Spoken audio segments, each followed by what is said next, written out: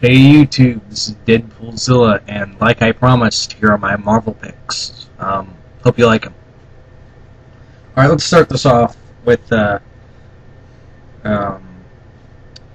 something since I figured Deadpool's getting a lot of recognition lately.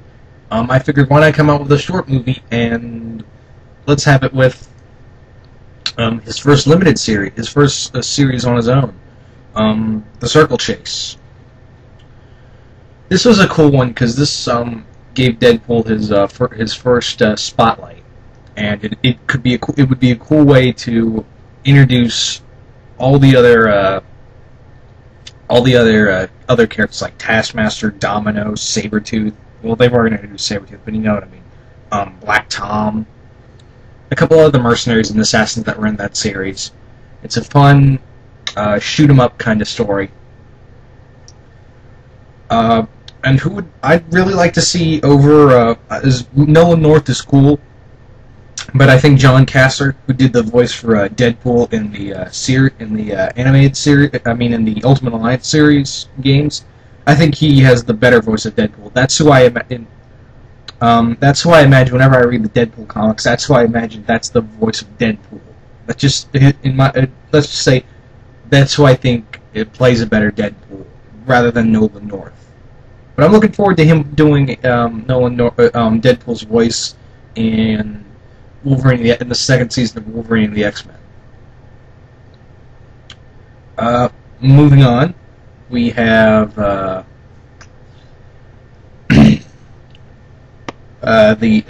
Mount Vernon Kid talked about the Avengers disassembled story arc, which would be cool. But how about the reassembled story arc? As kind of like, you know, a sequel, or just have reassembled and basically have a little mention of disassembled. That'd be fun. This was a cool one because this would be a cool way to bring all the other Avengers you don't really get that kind of recognition, like Iron Fist, Spider-Woman, Luke Cage, the Sentry. You could leave him out, but he's kind of big on the story arc of Reassembled, or Breakout, as it's also called. For those of you who don't know what it is, it's where Electro breaks out all the supervillains from the vault, and all the other. It causes all the heroes, some of the heroes, to reassemble a new Avengers group. It'd also be a cool way to bring in Ronan, not Clint Barton, because it turned out to be Echo. In this one. Moving on is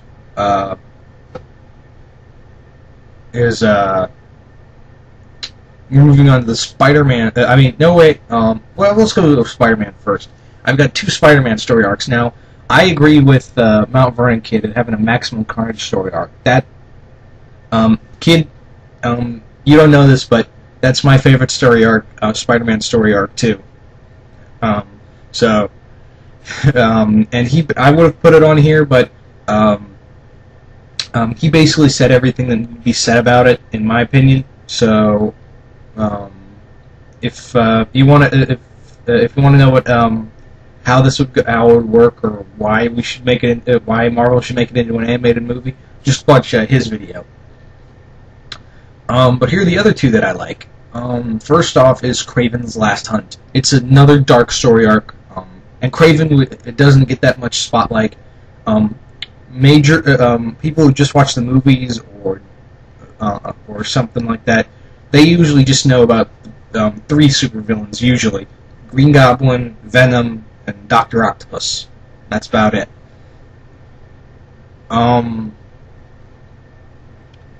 What would be this would be a cool way to introduce Kraven if they are going to put it. Be a cool way to introduce Kraven. I'd like to see Gerard Butler do his voice, actually. That'd be pretty fun, because I really think Gerard Butler could pull off a good Kraven in a fourth movie, but do his voice would be very cool as well. Moving on from the second Spider-Man story arc is New Ways to Die. This one was basically one of the last more or less the last good story arc before One More Day. And this one was fun. It featured, it'd be a cool way to bring in the Thunderbolts, especially the second group, Norman Osborn's. I could do a little more of the Civil War, and Peter Parker revealing his thing, his identity to the world, and it'd be a cool way to introduce Anti-Venom as well. It's a very action-packed story arc.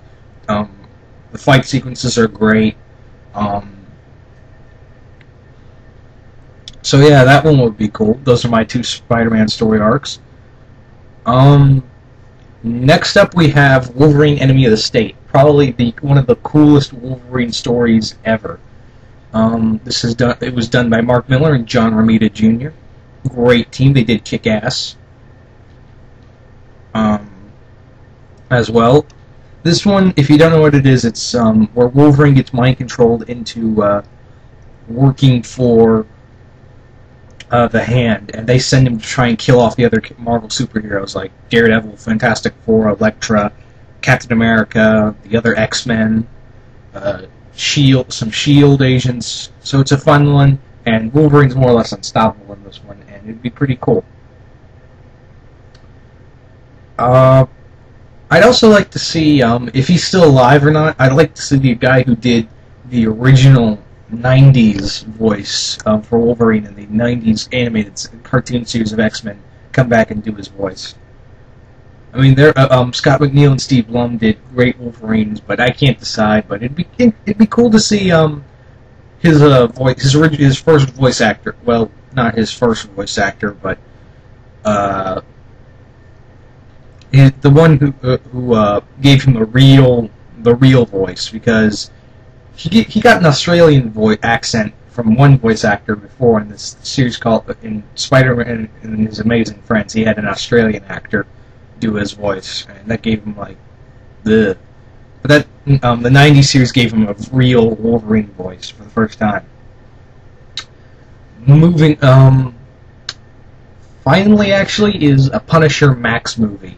This one doesn't have to follow a specific story arc. I'd just love to see a Punisher Max story, and just have some elements here and there. That'd be pretty fun. I'd actually like to see Ray Stevenson do the Punisher again. He has a great Punisher accent. He almost looks like the Punisher to some extent. Warzone is actually based off more of Max than it is the mainstream Marvel, so it would make more sense for him to do it rather than Thomas Jane.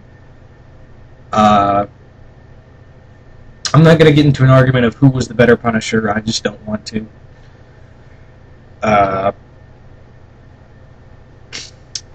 He's also fun fact. He's also doing the voice of the Punisher in the Superhero Squad show, so I think that's funny. But him to do the serious role again would be pretty awesome, and that I'd like to see some really great gritty anime, like the creator of,